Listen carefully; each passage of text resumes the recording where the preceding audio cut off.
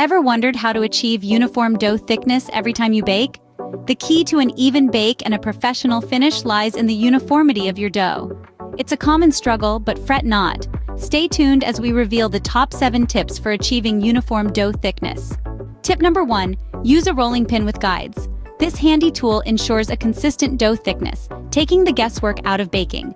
Brands like Joseph and J.K. Adams offer beginner-friendly options.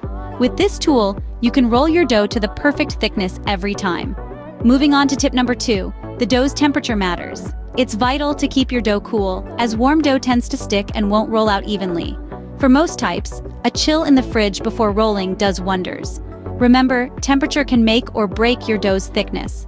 Now, on to tips 3 to 5. Roll from the center, use a dough scraper, and keep the surface floured. Rolling from the center helps distribute the dough evenly. It's like dropping a pebble in a pond and watching the ripples spread out. The dough scraper, your new best friend, assists in lifting and moving dough without altering its shape. And a well-floured surface? It's a baker's secret weapon against sticky situations.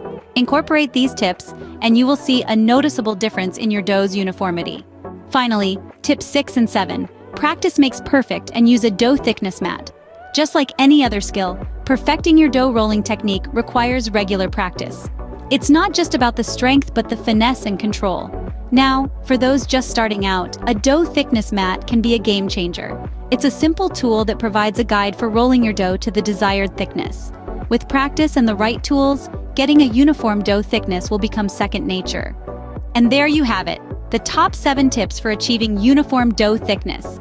Remember, from using a rolling pin with guides to practicing regularly, each step contributes to your baking success. So, keep practicing and happy baking.